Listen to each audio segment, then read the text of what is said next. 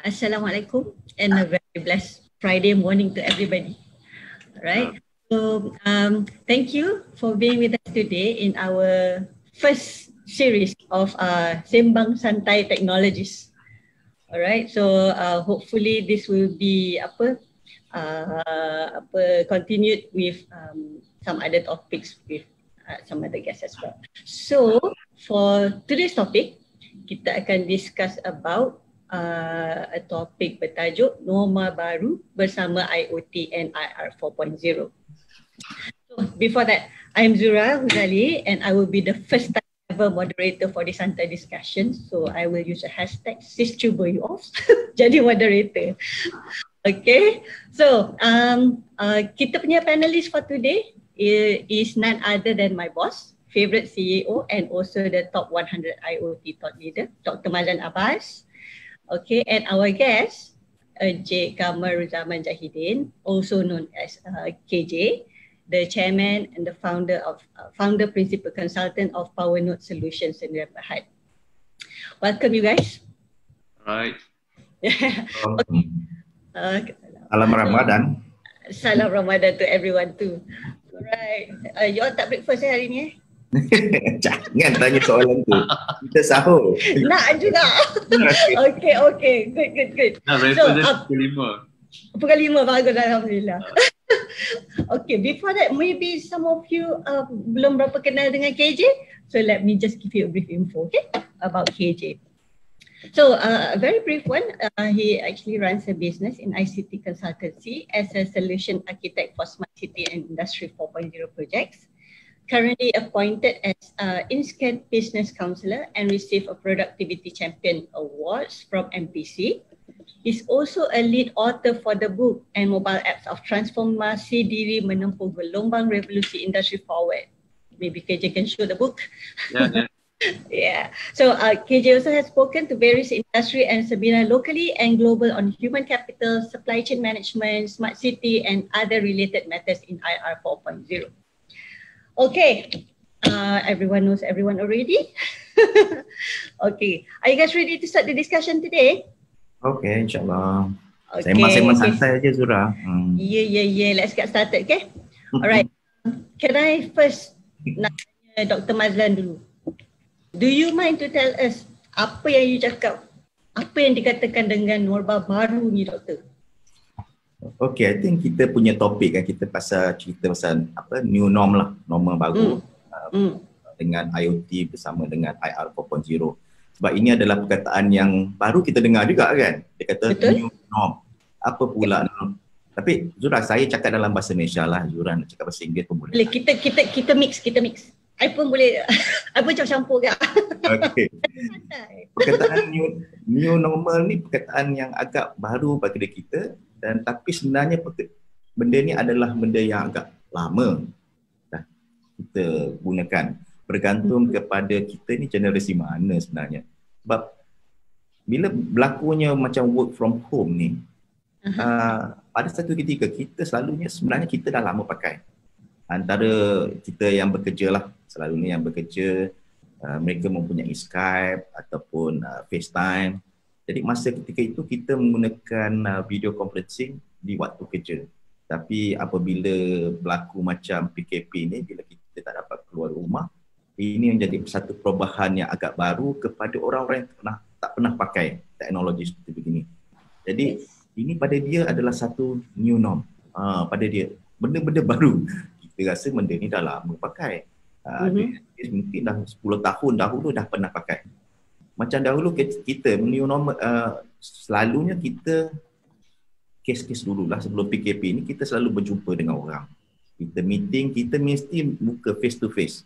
Tapi sekarang tak ada peluang berlaku face to face. Jadi maka bagaimana cara kita nak berkomunikasi dengan dia orang dengan cara yang baru.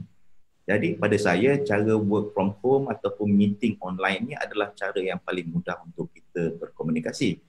Sebab pada saya tak ada reason dia kata saya kalau dahulu meeting saya 2 kali sehari saja yang saya sanggup sebab saya nak travel 1 jam, meeting 1 jam, balik 1 jam, habis 1 pagi. Petang pun sama juga. Tapi dalam keadaan macam gini, new normal ni, meeting ni boleh 1 jam sekali pun boleh. Betul, that's true. Kita bekerja 8 jam kita boleh meeting dengan orang yang berlainan tanpa kita Exactly. bergerak daripada kita tak perlu keluar dari kursi kita. Jadi ini Tadi cara tak jam baru. kan doktor? Apa dia? Tadi tak ada jam kan? Selalu macam saya sendiri kalau nak pergi office tu pukul 6.30 dah keluar. Right. Nak mengelakkan jam tu pukul 7 suku dah sampai office. Dah mula lebih awal. Tapi hari ni buka mata pukul 8.30 boleh start kerja. Dah mandilah kan. Pukul 8.30 dah boleh start kerja. Jadi cara tu begitu berbeza dengan dahulu lah. Itu bagi saya lah sebagai permulaan mengatakan kita sudah berubah. Cara kita bekerja dan berinteraksi lah. Maybe KJ pun tak tahulah apa dia punya pendapat mengenai. Yes, KJ, I would like to know about maybe you have any other definition for this new normal perhaps? KJ? Okay, thanks Zura. Saya punya new normal ni saya bagi formula lah sebenarnya kan. New normal is equivalent to old normal campur teknologi plus teknologi. Cool. That is my formula lah. Okay. Dulu ni, sekarang ni kita terpaksa challenge ourselves to make a changes lah. Sebab keadaan di luar tak boleh nak ubah dah. Jadi kita terpaksa tukar diri kita dan kita terpaksa challenge ourselves to use most of the gadget, to use most of the technology in front of us kan. Depan mata kita, kita terpaksa pakai sebab there is one way to communicate which is digital lah sekarang ni kan. So kalau tengok dulu ni dia orang takut nak pakai. Tahu pakai phone hanya guna untuk WhatsApp, tengok Facebook, tengok email kan. Tetapi sekarang ni dia orang terpaksa challenge dia punya self, dia keluar daripada comfort zone dia yang mana sebelum ni hanya guna 3 item saja ataupun 3 apps saja. So dia keluar daripada comfort zone dia and then dia start trying to macam-macam apps dia buat, termasuklah saya. Saya pun tak pernah guna Pixaloop, saya guna Pixaloop, saya tak pernah guna macam-macam, saya terpaksa guna benda tu to just to make myself adapt, more advanced lah kan. Right. So, betul tak? So actually we are getting ourselves out of the comfort zone. Now they call it a new normal. Itu pandangan saya lah. Banyak lah kalau kita tengok sekarang ni, saya tengok dekat Facebook pun. Dulu kalau kita pergi dekat Jalan Tengku Abdul Rahman ke dekat depan Sogo tu, saya suka juga melayan buskers kan. So sekarang ni buskers is no longer there. So what they did was dia buat live dekat Facebook buskers, lepas tu dia letak tabung, dekat tabung tu dia tampalnya account number. Awesome. That's creative. So daripada orang satu dunia boleh tengok kat situ kan. Kalau dekat Sogo tu only selected people yang ada dekat kawasan tu saja. Only those who attend. Yeah, correct. Lepas tu timing tu hanya pagi, kalau hujan semua betul rabur lagi kan. Correct. That's interesting. Bila dia buat time macam ni, you can see the volume is bigger. Betul lah, mesti. Very good. Luar negara kalau katalah kita orang Malaysia duduk dekat US ke dekat Australia, kalau dia letak $1 pun kita pun dah banyak dah kat sini kan. So correct. Good idea. That's what saya cakap tadi. Kita keluar daripada comfort zone kita to use technology, and then that is called the new normal. I guess everyone adapting well with this new normal. Do you think so? We have to force ourselves right? Adapting well to the new normal kan. Betul. Okay. Anyway, Dr. Mazlan, what do you think have changed, Doctor? I mean, adakah penggunaan teknologi ni pun dah berubah sekarang? Penggunaan teknologi tu, teknologi tu memang sudah sedia ada walaupun sebelum PKP ni, dan tapi dia punya adoption rate tu agak berubah dan kemungkinan dia punya cara kita buat bisnes pun akan berubah. Macam KJ mention, dahulu kita tak boleh reach. Orang buskers hanya bila mereka berada di kawasan itu saja boleh mendengar muzik. Sekarang dia boleh mendengar muzik mereka seluruh dunia. Ini siapa yang dalam social media ni agak sukalah. Mereka dah bermakna dalam ini. Jadi dia orang ni macam Instagrammer, YouTuber, memang dah biasa dalam keadaan ini. Tetapi dalam kes macam ini, dia memberi peluang kepada orang lain untuk belajar. Jadi itu yang kita lihat sekarang. Macam kita sekarang lah, macam saya dulu nak masuk radio agak susah. Kan? Nak masuk radio ke, nak masuk TV. Jadi kalau dapat jemputan, barulah kita boleh masuk radio dan TV. Dan bila kita boleh muncul ke kita dalam TV. Tapi sekarang, macam ni webinar ni agak mudah untuk kita berinteraksi dengan orang, berinteraksi dengan customer kita ataupun orang ramai dengan kawan-kawan kita. Lebih mudah lebih sekarang. Jadi kita ada channel kita sendirilah. Itu yang saya cadangkan. Kalau kita buat benda ini satu siri menjadi satu channel yang baru untuk dimanfaatkan untuk sesuatu bidang. Sebab kadang-kadang ramai juga yang kita dengar dalam webinar yang tertentu ni, dia topik about business yang baru, cara teknologi. Dan kita pun boleh juga sembang-sembang ni bersama dengan orang kawan-kawan kita yang lain untuk bertukar fikiran kan. Jadi cara bisnes tu dah buat. Sebab hari tu saya tengok juga macam KJ kata dia ada baskers. Saya lihat ada satu dia buat orkestra kan. Pernah dengar orkestra? Ya. Satu orkestra tu dia orang semua yang main muzik tu di rumah masing-masing, tapi bila dia cantumkan dan jadi satu muzik yang begitu menarik kan. Yes. Jadi kita jadi pun kita lihat macam penggunaan teknologi ni untuk new business lah. Sebagai contoh yang kita lihat macam kes dulu mungkin kita pernah dengar e-hailing. E-hailing ni naik taksi lah kan. Kita naik transport pakai e-hailing. Tapi disebabkan ramai orang tak boleh naik kereta, mungkin bersama dia orang pun dah takut. Jadi e-hailing pun agak terjejas. Mereka mengatakan dahulu mereka dapat RM300, sekarang dapat RM30 je dalam seminggu. So terjejas lah. Tetapi ada satu lagi E yang baru. Dia pakai e-tailing. E-tailing ni macam e-retail lah. So retailing yang selalunya kita beli barang dari kedai dan sebagainya, sekarang semua dah masuk jadi online. Jadi macam MDEC yang dia buat e-usahawan tu memang very timely because that's the time kita akan merubah kita punya cara retail, kita menjual barang secara online dah sekarang. Jadi bila dah secara online, kita punya reach tu dah agak jauh, kita boleh luas pergi. Lah. Dah luas. So rather than kita just limit ourselves, kita punya market in a very small area dah sekarang tambah luas. Jadi dengan gunakan e-tailing ni bila saya lihat dalam market, dia buat survey, the highest, the biggest new business revenue that comes from is e-tailing. And people now, orang memang tak akan pergi ke kedai lah. Dia dah berlainan dah. Are you talking about me? Latihan dah tak pergi kedai. Jadi kita boleh beli dari rumah kan. Kita tengok macam kes macam dekat China, Wuhan walaupun dia dah buka dia punya dah lockdown dah tak ada, mereka boleh pergi keluar, pergi restoran, tapi masih lagi mereka takut nak makan di restoran. Dia punya drop tu lebih kurang 80% dia kata. 20% saja orang sanggup datang, tetapi dia terpaksa menggunakan macam QR code lah, menunjukkan dia buktikan bahawa dia tidak ada positif COVID, maknanya dia negatif. So dia boleh masuk dan ada shield. Setiap tempat yang dia makan tu antara meja dengan meja ada satu shield. Jadi ini merasakan satu suasana yang berbeza kalau nak makan di restoran. Jadi apa yang kita lihat, kita sekarang tak pergi restoran, makan kebanyakan di rumah. Tapi bila makan di rumah, kita kebaikan makan di rumah dengan keluarga sekarang kan. So kita most of the time kita dapat our family together with us. Dulu quality time lah. Quality time. So perubahan. Okay, cool. Then KJ, so what do you think? I mean, in your opinion, do you think the usage of technology has changed as well? Oh, yeah, definitely. I'm a technology guy lah. Technology. So kalau the internet, I will be like macam something like shaking myself. line internet slow pun dah alamak apa sah pula slow ni kan. Exactly. So like we kalau tak ada MCO, we are moving around kan, kita jalan dari tempat ke tempat. I call myself as a digital nomad. Digital nomad. Tu the new terms. Okay.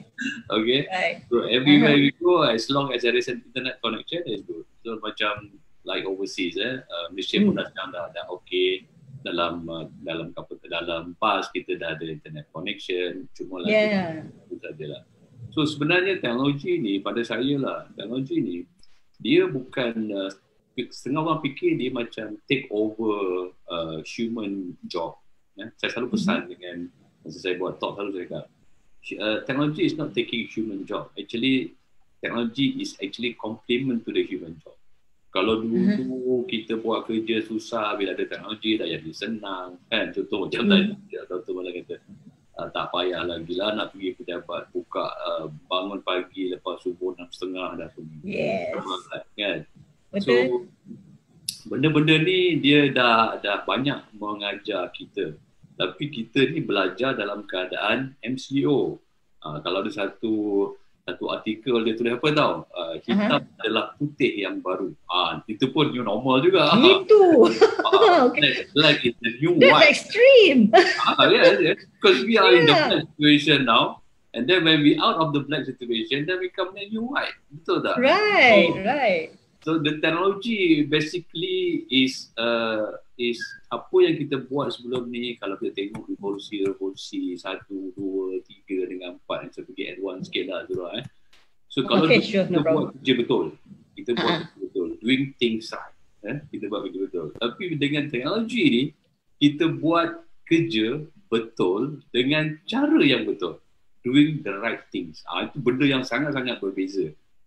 So definisi penggunaan teknologi ni, kalau katalah orang tak manfaatkan, contoh macam Makcik Kia jual lagi jalan, saya rasa by now dia dah move to an online. Maybe once dia akan pergi pada e-tailing pula, kita tak tahu. I have friends who actually buat website Makcik Kia, Karipap, Makcik Kia, Goreng Pisang, sampai level tu lah. Awesome, okay. The work of Makcik Kia. Makcik Kia ni kalau tengok dekat registration IP tu kan, rasa dia dah ramai orang minta kot. Suddenly Makcik Kia became so famous. So that is also technology. Cuma how actually kita memanfaatkan teknologi itu is one thing. Sebab bila kita pasal teknologi, especially the disruptive technology yang involved dengan digital technology ni, ada setengah-setengah gelintir ni take over by hacking ni lah, by doing that lah. Itu there will be second sembang lah nanti about cyber. Right. Okay. That's my opinion lah, Zura. Okay. I'm sure macam things happen of course for a reason, and definitely ada hikmah di sebalik COVID-19. Do you agree with this, Doctor? Hikmah. Mesti ada hikmah kan?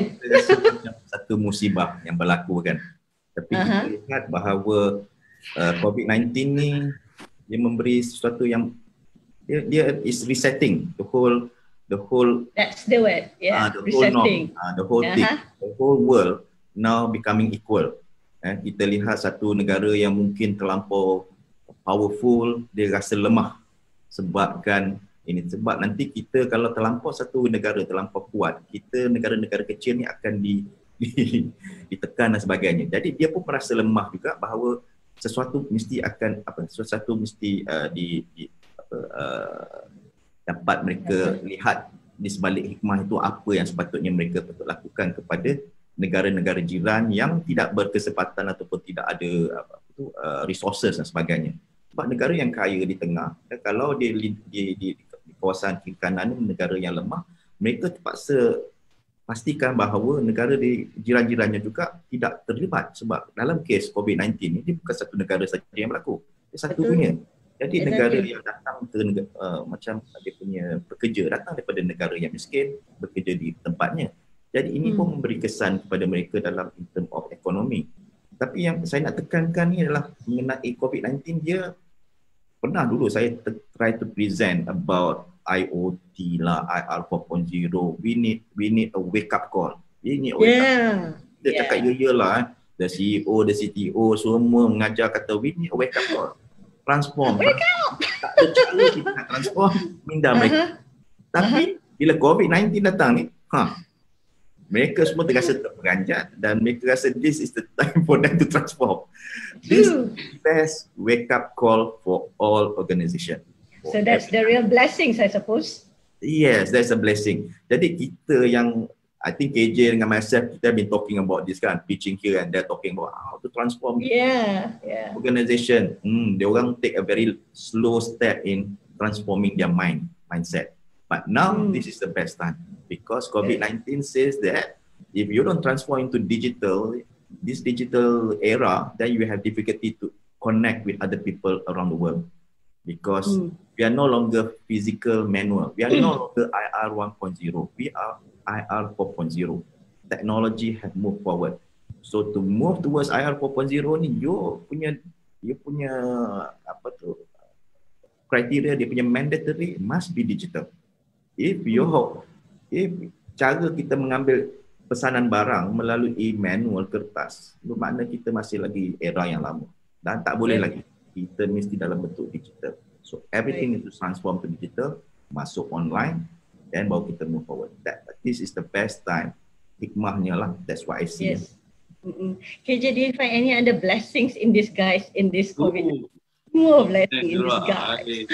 Saya sebenarnya pada 16-17 tu saya ada talk dengan a group of GLC lepas tu 18 tu terus MCO kan. Right.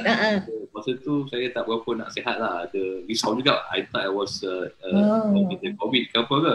Mesti panik ke tu? Semua tapi okey lah, everything fine kan. Alhamdulillah, so, okay. Saya tengok hikmah ni, one thing to talk about human capital lah. So kalau dulu sibuk jumpa family pun sebelah petang je kan, sebelah petang sampai malam. Lepas tu bila dah anak-anak saya pun dah besar-besar masing-masing, masuk bilik masing-masing kan. So bila ada MCO ni, hikmah dia sangat besar lah. Pada saya nampak hikmah dia is lebih besar hikmah tu daripada musibah lah. Cuma minta maaf mereka yang involved dengan musibah ni, kita doakan dia semoga cepat baik kembali tu dah normal lah. Dari segi penggunaan teknologi pun, saya rasa saya kadang-kadang webinar tu dia bertindih. Macam hari ni pun ada juga yang bertindih kan. So kadang-kadang telinga sebelah kiri saya ni webinar A, telinga belah kanan ni saya webinar B. Because I don't know how you mixed it up. I don't want to mix this to miss these two important webinar kan. So subat sebelah kiri satu, subat sebelah kanan satu. So saya pula so mana yang key point saja saya akan cantik lah. That's the best part lah. Right. Dah jadi greedy ni tau. Semua kiri kanan all you want. Dia bukan greedy.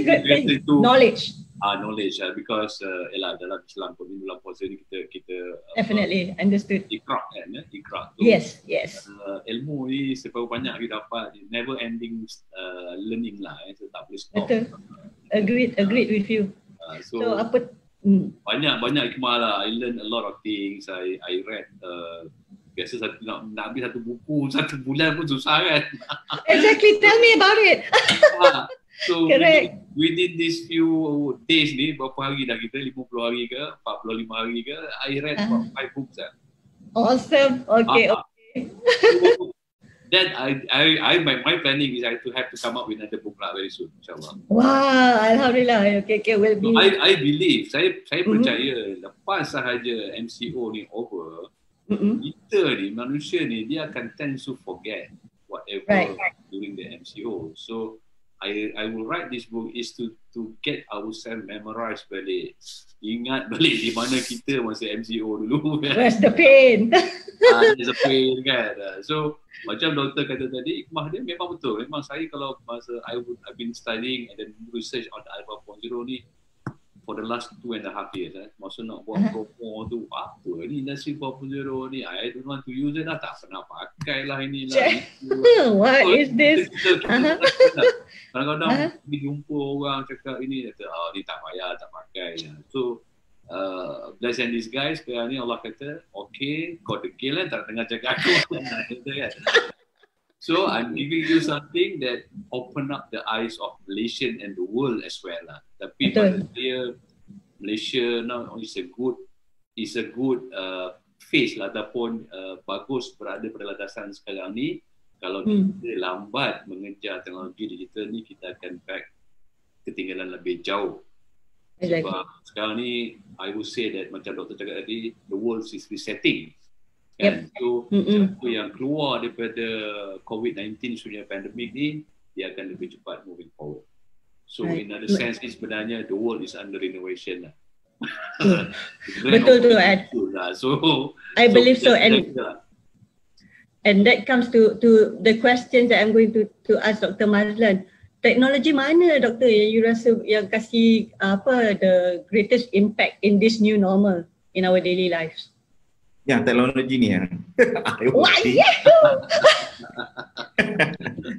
Oh, gitu je. Tunjuk terus kan. But anyway, I think the opportunity is vast because the IR 4.0 ni ialah IR di mana COVID-19 ni akan push a lot of this technology. Even apa yang kita merasai sekarang ni pun, kita merasai bahawa teknologi ni amat berguna sebenarnya ketika COVID kan. Sebagai contoh lah, katakan masa kita sibuk dulu, kita kata kita takut because social distancing, then we are afraid to we have to stay at home. Dan macam mana kita gunakan teknologi seperti IoT untuk memantau orang yang kuarantin, katakan kan.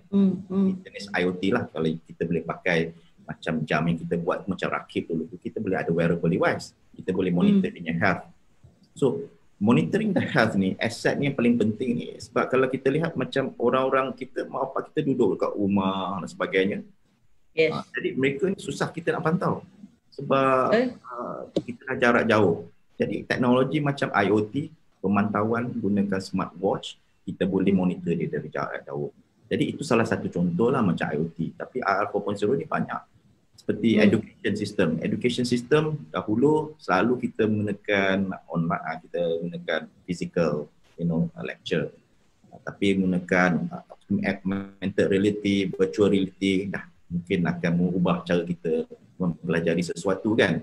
Jadi kalau kita lihat robotik sekarang, topik-topik obat robotik tu memang hangat. Ini topik yang akan teknologi yang akan digunakan semasa di hospital kan, ataupun penghantaran barang pun boleh menggunakan drone dan sebagainya. Ini adalah teknologi yang baru. Jadi macam artificial intelligence pun dah jadi satu perkara yang kita nak menggunakan teknologi untuk membantu manusia lah. Itu tak adalah depending on human. Tapi ada satu perkara yang saya nak tekankan ni. Of all this IR 4.0 teknologi, dia punya fundamental tu adalah IoT. Tapi IoT ni fundamental sebenarnya ialah telecommunication sebenarnya. Right. Kalau kita tengok telecommunication ni, yang saya heran kenapalah kita sibuk dulu nak jumutkan bidang jumut khusus telekomunikasi kan. So kat universiti ramai yang tak minat buat bidang telekomunikasi. Tapi bidang telekomunikasi lah bidang yang sekarang diperlukan. Sebab kalau kita tak tahu fundamental of telecommunication, agak susah kita nak membina sesuatu produk yang baru. Jadi kalau kita dapat fundamental of communication ni, transmission, receiver, communications medium, kita faham konsep ni. Sebab sekarang, budak-budak sekarang dia tak tahu konsep sebenarnya, dia hanya pakai teknologi. Smartphone dia pakai, dia tak tahu apa dalam smartphone. Dia punya smartphone. Bila dia pakai TV yang ada internet, dia tak tahu apa dalam internet tu sendiri. So macam mana protokol tu what is the protocol inside that, the communication protocol inside that. IoT dia pakai aja wireless wearable macam gini, tapi dia tak tahu apa konsep dalam ni. Jadi kalau kita merubah kita punya minda, kita tahu bidang ini, bidang teknologi ini, kita dalam masa COVID-19 apa yang berlaku, kita terlalu bila macam negara China bila negara China fact dia tak boleh hantar barang, dia tak boleh buat barang, dia tak boleh bekerja.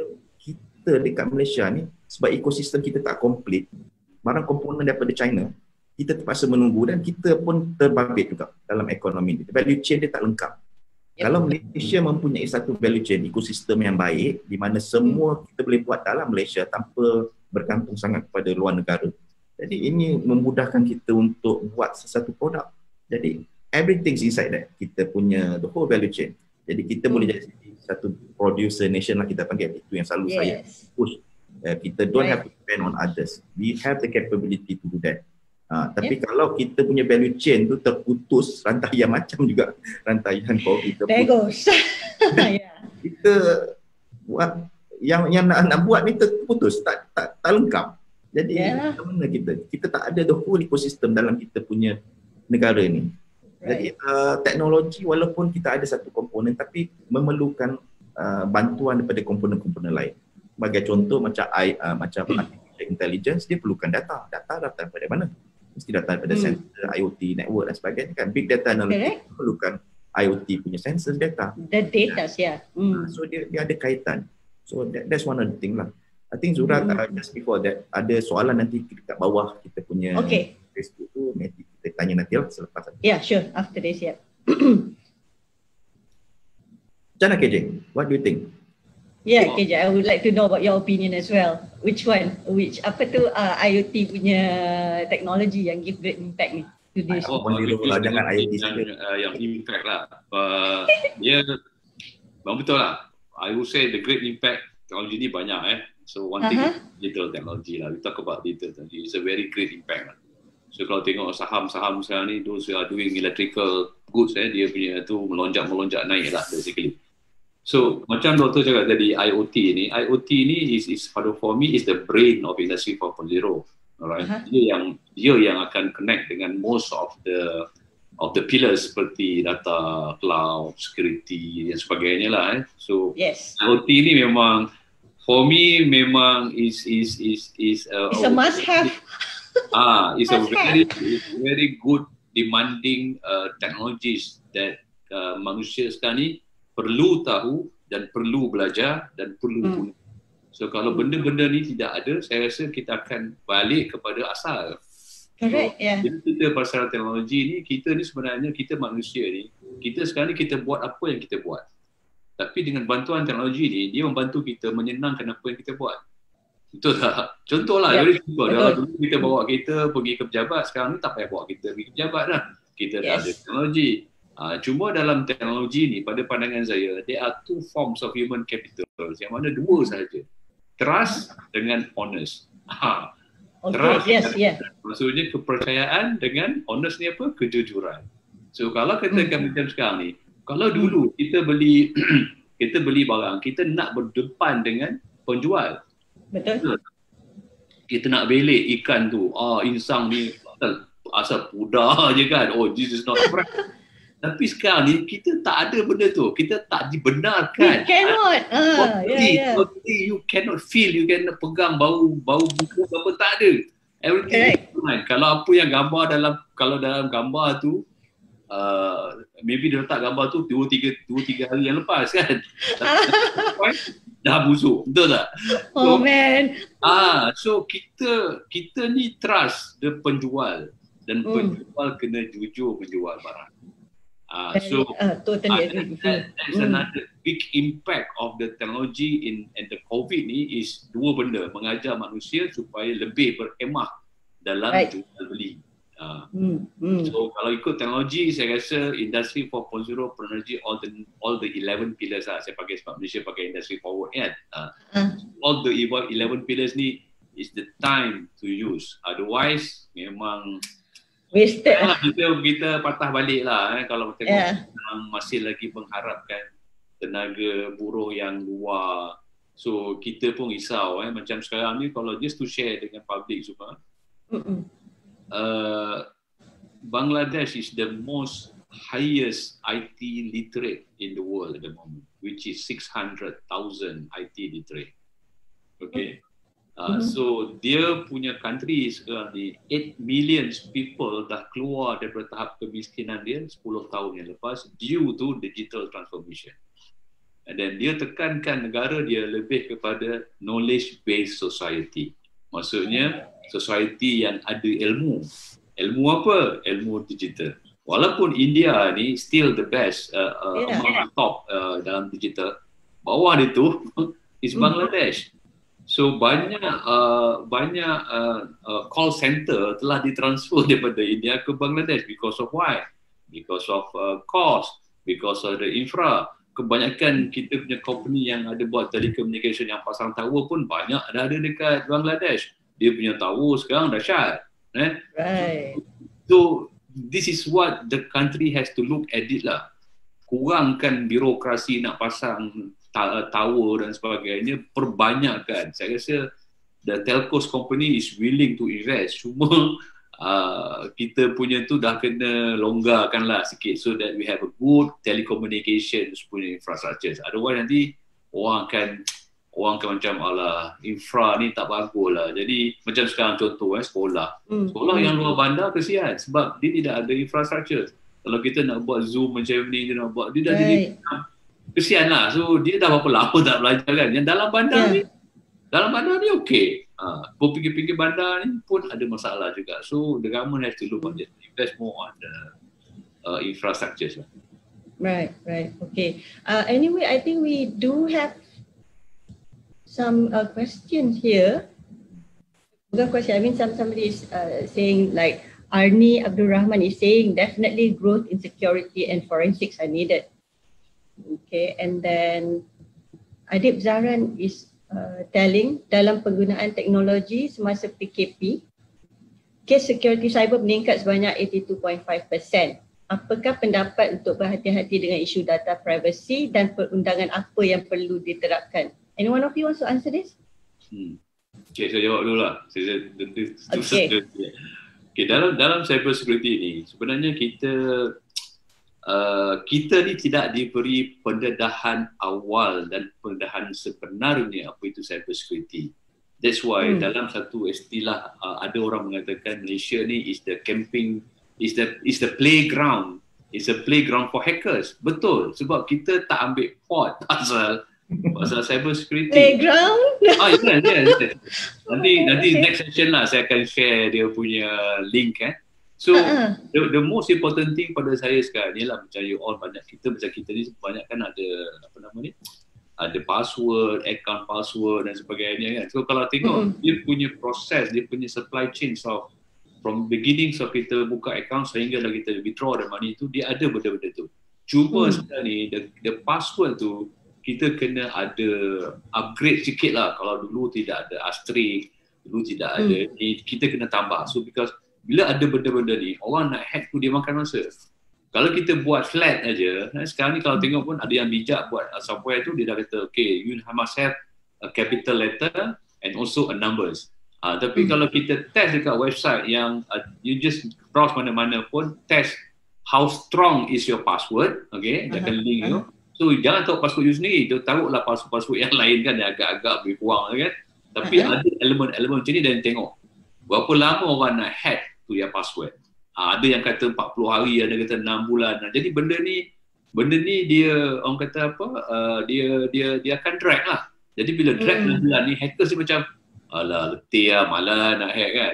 So there's a pro and con lah on the technology. Macam saya cakap awal-awal tadi, ada yang ambil kesempatan atas teknologi, ada yang betul-betul gunakan teknologi. So the reason why the number cyber security ni increase because orang yang sebelum ni yang old normal ni dah masuk pada new normal ni, dia tidak prepare to go into the new normal loh. So dia dipaksa because of situation. So dia tak prepare to that. So benda tu yang akan jadi. So Malaysia ni kena ada banyak lagi awareness, foundation, talks on cyber security. So that kita prepare, kita akan shield from hackers. Right. Betul bersama. Any? So I saw a similar questions dekat another page yang Izak Rosali. Dia kata generally kita tahu rakyat Malaysia in term of technology adoption terdiri daripada berbagai peringkat. Apa pandangan Dr. Mazlan dan KJ terhadap teknologi adoption dan security concern on IoT platform di Malaysia? Bagaimana pula peranan pihak berwajib dalam membendung isu keselamatan internet?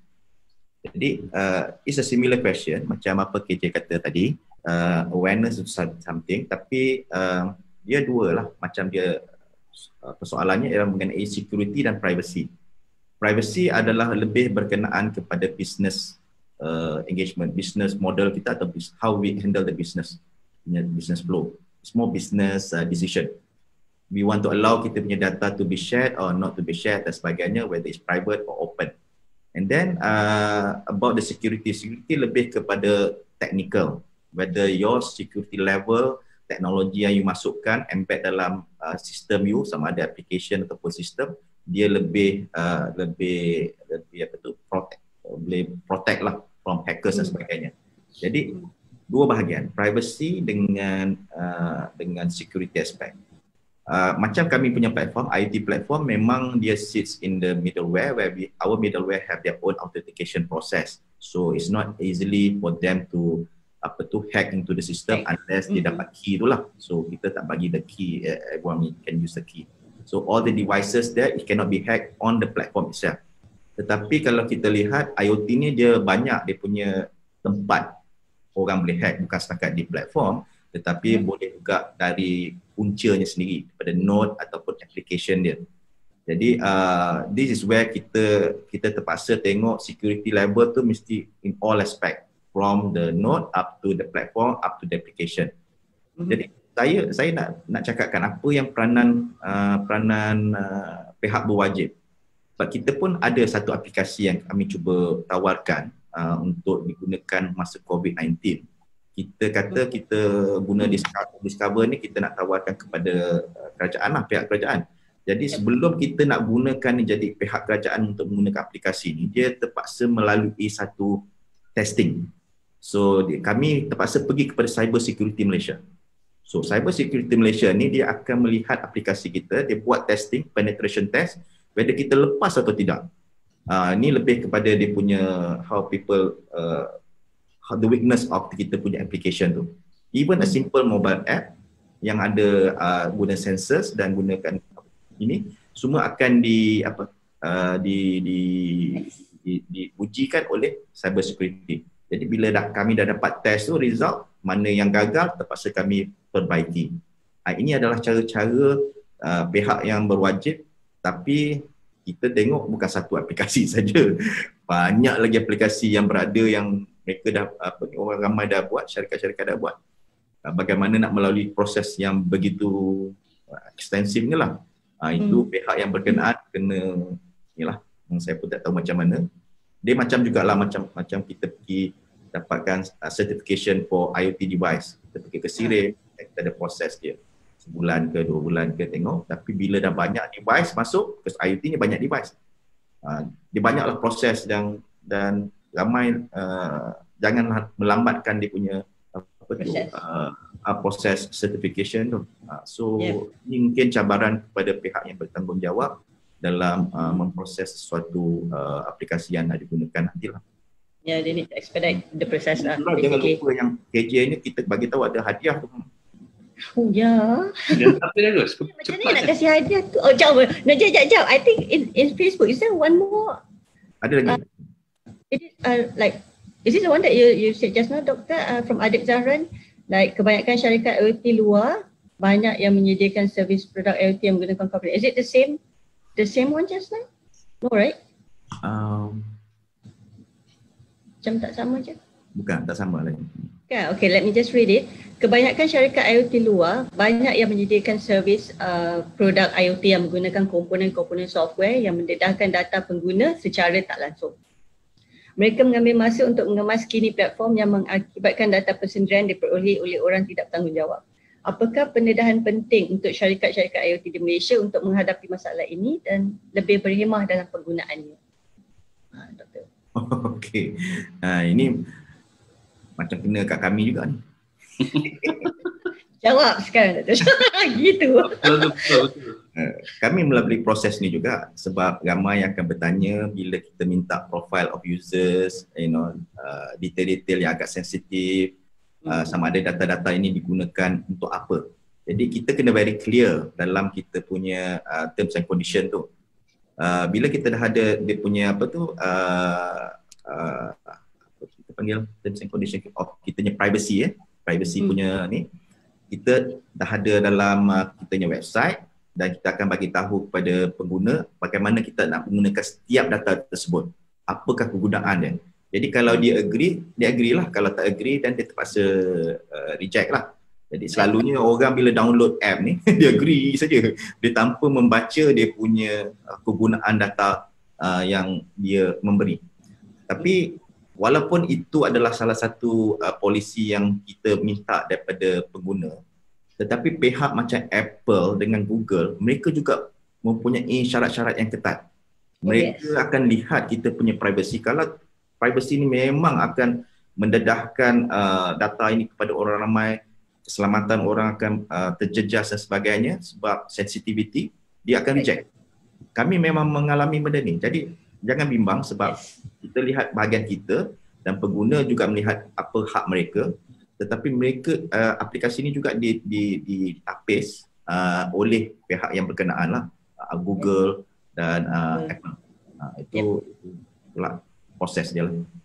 Right, that's right. I think we're starting just now at 10 something, but now it's already 10:52. It's almost an hour, Doctor. It's time for KJ. Yeah, I heard KJ wanted to give out your books.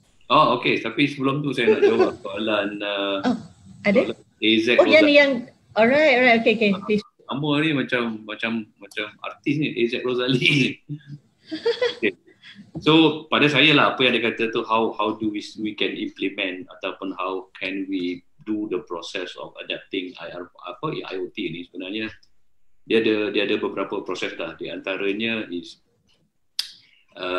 you have to engage communities ni. How do we can implement ataupun how can ada ni pula, ada echo pula. So you have to engage the community, and then develop and then implement. So in the short form they call it EDI lah. Okay, engage, develop and implement. So bila ada proses yang macam ni dia senang. Satu lagi proses yang lain ni you kena buat awareness, you kena buat adoption, you kena buat adaption. Bila dah sukses then you share dengan orang lain. Jadi benda tu dia akan berkembang lah. So that is how the IoT is going to happen. So back pada yang tadi security tadi, pada saya the step for you to start with the digital transformation ni, number one yang paling penting is regulation. So regulation dalam syarikat, regulation dalam society, regulation dalam community tu kena penting. Contohnya dalam syarikat. Kalau kita dapat surat a letter of employment kan, kita tak ada pun dalam sekarang tu tak ada pun tulis kata kalau you breach the password you kena buang kerja contoh. So now you have to do that. You have to do whatever you breach you breach you expose the contents of digital and non-digital information, you are born to sekian regulation. So benda tu you kena update. From now actually during the MCO ni, siapa yang dalam HR ni dah kena buat benda-benda ni. And then that's right. Betul. Benda ni sangat penting dan sangat unik. Macam Doktor cakap tadi kan, kita ni main sains je kan, nak baca tentang evolution tu memang agak susah. Tapi hikmahnya Zura, bila you tengok kita benda-benda yang sekarang ni, apa hikmah dia adalah there will be a huge demand potential business in cyber security very, very soon. Okay, so saya galakkan, kadang-kadang saya pergi talk to college, to university, saya galakkan budak-budak ni, siapa yang ada ambil IT, fokus more on the forensic cyber security ataupun forensic cyber. Sebab benda ni demand, sangat-sangat demand. So kalau kata macam, tak tahulah, company-company yang besar-besar yang ada 100 orang, 50 orang kan, kat one agency, kalau kita buat satu testing, hack satu desktop dia cukup lah. You can see a lot of cacing-cacing merah keluar, kan, all the virus yang keluar. So in fact di Korea cyber security ni dah jadi satu normal yang boleh buat duit banyak sangat. Sampai dia terpaksa ambil laptop, desktop ke apa, dia akan buat checking. So cyber security ni is not one off punya proses, it's a continuous. Yeah. So kalau kita buat one off, aku dah update aku punya password, dah update aku punya software, dah ada antivirus. No, it's a continuous. But hackers ni dia pun continuous juga. Dia continuous. Yeah. Kita tak nak, kita kena ikut dia lah kan. So protect ourselves. So when dia fed up dengan kita punya, dia ni dah pandai lah main ni kan. Ni kat orang lain. So because saya cakap tadi dah awal-awal, Malaysia ni is a playground for hackers, but we are not aware. Oh my god. Security. That's an issue lah. Nak sambung sikit apa yang dia mention. Sebab every time saya buat presentation about IoT, 99% of the time mesti question about security. How security dalam IoT. So benda ni agak besar. Hanya ramai di antara kita yang mengambil sambil lewa lah. Tapi kalau kita tengok kesan security ni berlaku akan besar pada bisnes. Zoom katakan Zoom pada satu ketika sebelum ni, dia is the most booming business during the MCO, during the lockdown. Because ramai yang pakai Zoom. Tiba-tiba ada orang kata, boleh hack. Tiba-tiba semua dia punya everyone, the government tak pakai dan sebagainya, no one use Zoom. Ramai yang tak boleh use Zoom sebab dia takut security ni checking dan lepas tu dia guna aplikasi lain. Jadi impact pada Zoom dan paksa CEO dia keluar memberi ucapan, katakan dia dah buat some security patches dan sebagainya. Sebagaimana yang kita dah guna sekarang pun dia dah ada security patches. Jadi ini akan memberi kesan tanpa kita sedari bila ada berlaku sesuatu. Tapi macam apa tu? Macam TikTok sebenarnya ada problem juga tu, security vulnerability tu. Tapi masih orang pakai TikTok lah, tak tahu kenapa kan. Tapi bila Zoom aja dia takut, TikTok tak takut. Selektif tu doktor. Very selective. Very selective. Soalan yang Bangah cakap tadi ada satu, Bangah soalan. Investment in infra versus ROI usage rate utilization major challenge by government by implementing in rural areas. Of course, I think kita kena tengok bahawa the government it's not the government lah, it's the telco juga. The telco kadang-kadang private. They have this priority untuk nak buat infrastruktur ni di luar bandar ataupun di dalam bandar. Di luar bandar terpaksalah menggunakan USP fund dan sebagainya untuk reducekan dia punya losses ataupun dia punya ROI lambat lah. Jadi ini memang akan berlaku. Tapi jangan nak katakan semua sajalah. Buat di bandar yang terbaik. Di mana ada coverage, buat yang terbaik. Even dalam bandar pun ramai kita dengar bahawa ramai masih dapat speed kelajuan yang rendah, limited speed, problem here and there. Itu dalam bandar, bukan di luar bandar lagi kan. Jadi quality of service tu sentiasa kena naikkan, tingkatkan lah. Tapi macam IoT ni, dia gunakan teknologi yang berlainan macam NB-IoT, Sigfox, dia boleh travel lebih jauh. Jadi coverage lebih besar. Rural areas pun boleh. Tapi kalau rural areas tu ada application IoT lah. Kalau tak ada, tak perlu lah kan. Okay, I guess Doctor, we're running short of time already. It's almost an hour. So I want to go back to KJ just now. Your book. Macam mana? Saya wrap up tu lah. Okay, yeah. Together wrap up, yeah. Okay.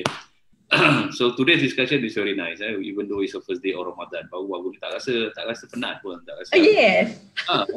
Very energetic. Very energetic. Sebab apa tau? Tadi minum air kurma, pagi-pagi dah minum air kurma, rendam 3 biji. Okay. There's tips lah. So pada saya, the digital technology ni ataupun they call it a new normal ni, this is old normal plus technology ni. Pada saya dia akan banyak bagi kita. Bagi kita satu, kita reduce the risk. Kedua, kita creating the trust. Ketiga, kita improve the quality. Kalau dulu kita punya quality teruk, kita improve the quality. And then the part, of course, dia akan increase the productivity. Ini kita akan sembang next time, Doktor. Ini kita bagi hint dulu lah. Good. So dengan cara tak langsung sebenarnya, pada saya buat banyak kajian, research dan sebagainya. Teknologi digital ni sebenarnya dia menginsankan manusia. How nice the way you put it. Dia menginsankan manusia. Because of COVID ni kita lebih insan daripada insan sebelum ini. Setuju. Saya cakap dia punya hikmah tu sangat, sangat luas. It's tremendous, Sangat membuat dan sangat besar lah pada kita. Kalau dulu kita tak kira lah lelaki perempuan main salam je. Sekarang, what happened? So sampai level tu lah. So, back to my book. Kita memang dalam bulan Ramadan ni kita kena banyak bersedekah kan. Itu bagus, Alhamdulillah. I'm giving away 5 of this book. Actually, I wrote it last in 2000 bila ni, baru juga lah 2019 Okay. And then it's about transformasi diri menempuh gelombang revolusi industry forward. Because why forward? Because Malaysia is forward. And then the buku ni pun telah di endorse MPC, Malaysian Productivity Corporation, dan sekarang ni saya pun engage dengan dia orang, bantu banyak SMEs untuk lebih leverage on the disruptive technology to help them increase back the productivity. So tunggu nanti selepas kita punya series to the end of the series, kita tak mau series Doktor, kita ada 4 ke 5 series ni. Pulang lah. Berapa? Okay, kita mungkin ada 4 atau 5 saya tak tahu lah. The end of the series ni, saya akan bagi satu link, quiz. So siapa dapat jawab betul tepat pada masa dan ni, dia akan dapat the top 5 saya akan bagi ni by post lah. Awesome lah KJ. Good one. So listen to the series please. Okay. Itu saya ucapkan salam Ramadan pada semua. Thank you. Lebihlah jadi insan daripada insan sebelum ni. Okay. Kalau dulu tak jadi imam, sekarang dah pernah jadi imam kat rumah. Alhamdulillah. Kalau tak reti, tak hafal ayat-ayat lazim ke apa, tak apa, don't worry, you ada laptop kan, PowerPoint, and then you just click baca, tak ada masalah, tak ada isu pun Kan. Kalau dulu imam pun dia baca pun dia ada Quran besar kat depan dia kan. Correct. Yep. Kita teknologi, kita gunalah laptop. Kalau ada double screen lagi bagus. Letak skrin yang besar dekat depan kita tu. So kita guna. That's what I'm doing now basically. Cool. Kan boleh ingat semua ni kan. Maybe in the future kita pakai di augmented reality, ada pakai spek kat depan tu, ada surah kat depan boleh baca semayang. Awesome, lagi awesome doktor. Betul. Tapi sujud susah pula doktor. Lagu dari doktor. Yeah, doctor. Maybe you can just wrap up the whole thing what we are discussing today, doctor. I think this is our first series Sembang Santai Teknologi ni. I think thank you very much for KJ for being kita punya our first guest. Banyak lagi siri akan kita bersama-sama dengan KJ. Topik-topik yang agak menarik, memang menarik. Kita ada banyak senarai. Sebab hari tu saya ada tanya mereka apakah topik kita boleh buat seminar. Dia bagi sampai 20 lebih lah Yes. Kita juga untuk buat dulu yang mana kita ada kepakaran dan kita akan bincang-bincang topik ini. Dan saya mengucapkan terima kasih sekali lagi pada Zura sebagai moderator, KJ sebagai kita tetamu, dan kita akan sambung lagi dia waktu akan datang. Tapi saya nak juga komen sedikit pada kawan-kawan yang dengar ni, adakah pagi atau petang lebih menarik lah, kalau boleh komen kat situ. Jadi kita boleh kita boleh adjust lah mana yang lebih sesuai. Okay. Sebab kita pun rasakan dalam bulan Ramadan ni banyak benda yang kita boleh buat. Selain daripada webinar, kita boleh baca Quran jugalah. Macam benda-benda ibadat. Banyak masa yang kita boleh gunakan dengan sebaiknya. Pelajarilah benda yang baru. Okay. Anyway, thank you so much guys.